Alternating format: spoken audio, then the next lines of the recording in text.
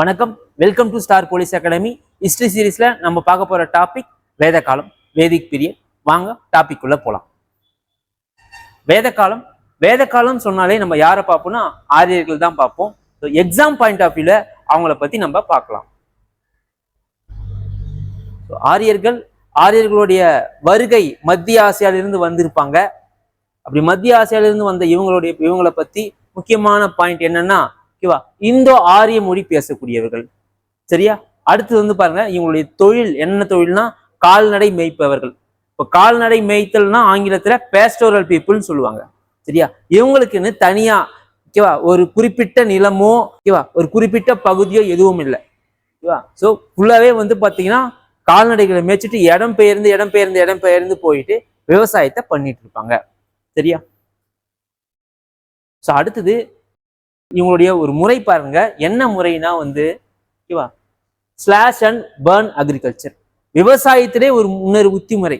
Slash and burn அக்ரிகல்ச்சர்னா ஒரு குறிப்பிட்ட மாதமோ ஆண்டோ ஒரு குறிப்பிட்ட காலத்துல ஒரு குறிப்பிட்ட இடத்துல விவசாயம் பண்ணி அதை எரிச்சிட்டு அப்படியே போயிடுது.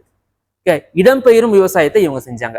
அப்படி இடம்பெயரும் விவசாயத்தை செஞ்ச இந்த ஆரியர்கள் என்ன உலோகத்தை பயன்படுத்தினர்னா இரும்பை தான் பயன்படுத்தினர். ஏற்கனவே நம்ம பார்த்தோம், சிந்து சமூக மக்களுக்கு இரும்பு என்ற ஒரு ஆயுதம் இருக்கவே இருக்காது, அதை பத்தி தெரியவே தெரியாது. ஆனால் அதை முற்றிலும் வேறுபட்டு ஆரியர்கள் இரும்பை பயன்படுத்தி இருப்பாங்க. சரியா? ஸோ இதனாலதான் சிந்து சமூக மக்களுடைய அழிவிற்கு காரணமாகவும் அமைஞ்சது. அடுத்தது பார்க்கலாம் வாங்க. சரியா? ஸோ இவங்களுடைய வாழ்விடம் எங்க மிக முக்கியமா பிரதானமா எங்க இருந்திருப்பாங்கன்னா பஞ்சாப். சரிங்களா? இந்த பஞ்சாப் பகுதி அந்த காலகட்டத்தில் என்ன அழைக்கப்படுதுன்னு பாருங்க, சப்த சிந்து. 7 நதிகளுடைய சங்கமிக்கும் ஒரு இடமாக இது திகழ்ந்தது. இந்த பாயிண்ட்டை நோட் பண்ணிக்கோங்க. ஸோ அடுத்தது இவங்க இரும்பாலான என்னென்ன பொருட்களை பயன்படுத்தினார்கள் அப்படின்னு பார்க்கும்போது இரும்பு கோடாரி, அதே போல கலப்பை, இவற்றை எல்லாமே பயன்படுத்தி இருப்பாங்க. ஸோ இதை நீங்க நோட் பண்ணிக்கோங்க. சரியா? ஸோ அடுத்து போலாம் வாங்க. ஸோ 4 வேதங்கள். 4 வேதங்கள் இவங்க எழுதியிருப்பாங்க. ஸோ அப்படி இருக்கும்போது 4 வேதங்களை ரிக், யஜுர், சாம, அதர்வன அப்படின்னு சொல்லக்கூடிய 4 வேதங்கள். இந்த வேத காலம் 2ஆ பிரியும். ஒண்ணு முந்தைய வேத காலம், பிந்தைய வேத காலம்னு சொல்லிட்டு 2ஆ பிரியும். அப்படி 2ஆ பிரியும் போது இந்த ரிக் வேதம் மட்டும் முந்தைய வேத காலத்தை சார்ந்தது இருக்கும். மிச்சம் 3ம் பாத்தீங்கன்னா பிந்தைய வேத காலத்துல சார்ந்ததாக இருக்கும். சரியா? ஸோ அடுத்தது அப்படியே வாங்க. ஓகேவா? இந்த வேத இலக்கியங்கள். சரியா? இந்த வேத இலக்கியங்கள் நம்மளுக்கு என்னென்னலாம் சொல்லுதுன்னு பாருங்க. சரியா? ஸோ ஸ்ருதிகள், ஸ்மிருதிகள் இவை இரண்டுமே ஆரியர்களை பத்தி தெரிவிக்கக்கூடிய ஒரு குறிப்பா ஒரு இண்டிகேட்டர்ஸா நம்மளுக்கு இருக்குது. ஸ்ருதிகள், ஸ்மிருதிகள் இவை இரண்டுமே பாத்தீங்கன்னா ஆரியர்களுடைய வாழ்ந்ததுக்கான சான்றுகளை பத்தி நமக்கு தெரிவிக்குது. இதுல ஸ்மிருதிகள் என்றது பாத்தீங்கன்னா ரிட்டன், அதாவது எழுதப்பட்ட ஒரு பிரதியா நம்மளுக்கு இருக்குது. சரிங்களா? ஸோ நெக்ஸ்ட் பார்க்கலாம். ஸோ இப்ப இருக்கக்கூடிய சத்தியமேவ ஜெயத்தே வாயமே வெல்லும் என்ற வாக்கியம் பாத்தீங்கன்னா உபநிஷம். ஸோ ஆரியர் காலத்தில் தோன்றிய இந்த உபநிஷத்துல தான் எடுத்தாங்க. இதையும் நீங்க நோட் பண்ணிக்கோங்க. ஸோ ஆரியர்களை பத்தி தொல்பொருள் சான்றுகள் என்னன்னா இவங்க எங்க இருந்தாங்கன்னு சொல்லிட்டு நம்ம பார்க்கலாம். சிந்து மற்றும் கங்கை நதி பகுதியில இருந்திருப்பாங்க. அது மட்டும் இல்லாம இன்னைக்கு இருக்கக்கூடிய பஞ்சாப், உத்தரப்பிரதேசம், ராஜஸ்தான் இந்த இடத்துல எல்லாம் பாத்தீங்கன்னா ஆரியர்கள் வாழ்ந்திருப்பாங்க. சரியா? இதை நீங்க நோட் பண்ணிக்கோங்க, இவங்க இருக்கக்கூடிய இடம். அடுத்து பார்க்கலாம் வாங்க. ஓகேவா? ஸோ வேத காலத்தை 2ஆ பிரிப்பாங்க. ஸோ முந்தைய வேத காலம், பிந்தைய வேத காலம். இதுல மிக முக்கியமா இதனுடைய ஆண்டுகள் மட்டும் நீங்க பாத்துக்கோங்க. இப்ப இந்த முந்தைய வேத காலத்துல என்ன தோன்றியிருக்குன்னா ரிக் வேதம் தோன்றியிருக்கும். மிச்சம் 3 வேதமும் பிந்தைய வேத காலத்துல தோன்றியிருக்கும். இப்ப இதுல நீங்க குறிப்பிட்டு வச்சுக்க வேண்டியது என்னன்னா எஸ்ஐ மற்றும் பிசிக்கு இந்த ஆண்டுகள் தான். சரி, வாங்க பார்க்கலாம். ஸோ என்னன்னா இப்ப தெரியுதா வேத காலத்தை 2ஆ பிரிக்கணும் பார்த்துட்டோமா? ஸோ அதுல பாருங்க, ரிக்வேதமா, ரிக்வேதம் முந்தைய வேத காலமா, இதனுடைய ஆண்டுகள் கிமு 1500 1000. அடுத்தது பின்வேத காலம் 1000 600. அப்போ இதில் நீங்க குறிப்பிட்டு வச்சுக்க வேண்டியது ரிக்வேத காலம் முந்தைய வேத காலத்தில் மட்டும் தோன்றியிருக்கும். யஜுர், சாம, அதர்வன சொல்லக்கூடிய மிச்சம் 3 வேதமும் இந்த பின்வேத காலத்துல தான் தோன்றியிருக்கும். சரிங்களா? அடுத்து போலாம் வாங்க. ஸோ இவங்களுடைய அரசியல் முறை என்னன்னு நம்ம பார்க்கலாம்.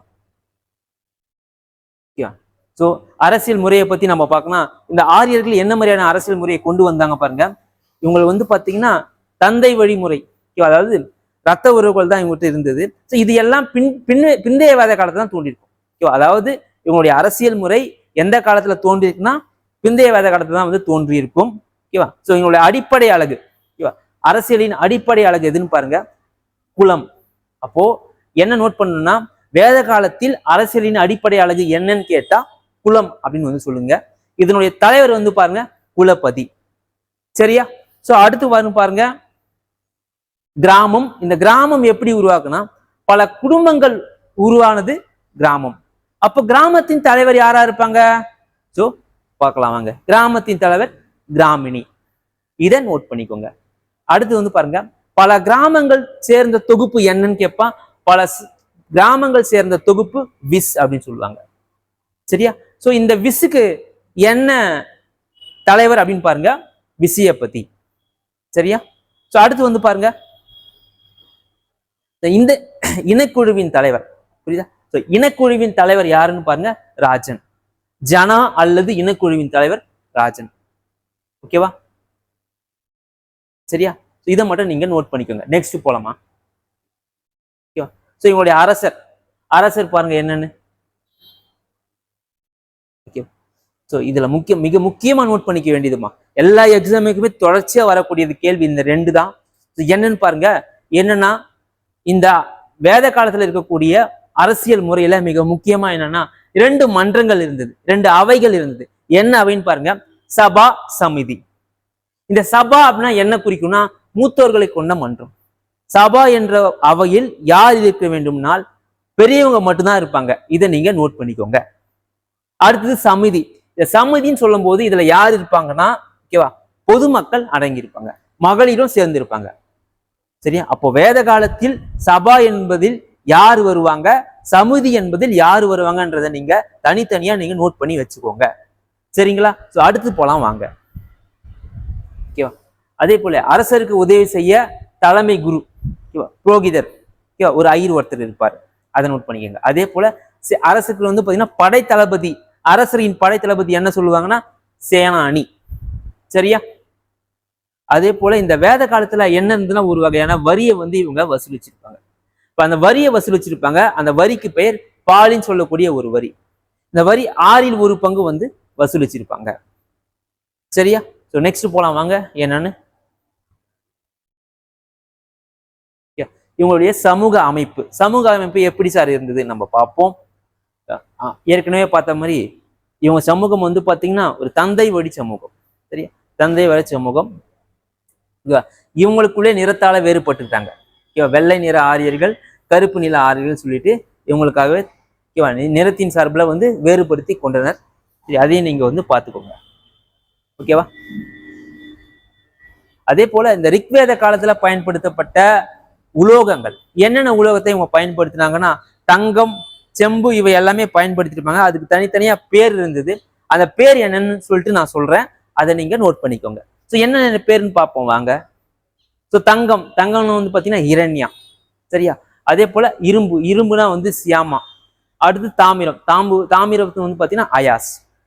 சரியா? ஸோ தங்கம், இரண்யா, இரும்பு, சியாமா, தாமிரம், அயாஸ். பொருத்துக்களை கேட்கறதுக்கு வாய்ப்பு இருக்கு, நோட் பண்ணிக்கோங்க. நெக்ஸ்ட் பார்க்கலாம் வாங்க. மதம். மிக முக்கியமா ஆரியர்கள் என்னென்ன மாதிரியான கடவுளை வந்து வணங்கினாங்க அப்படின்றத வந்து நம்ம பார்க்கலாம். லேட்டஸ்டா நடந்த இந்த குரூப் 2 இன்டர்வியூ போஸ்ட்ல ஒரு கொஸ்டின் கேட்டிருக்கான். என்ன கொஸ்டின்னா வந்து பாத்தீங்கன்னா இது பாருங்க, அழிக்கக்கூடிய கடவுள் யார் அப்படின்னு. நம்ம ஸ்லைட்லயே இதுல போட்டிருக்கோம் பாத்தீங்களா, ருத்ரன்.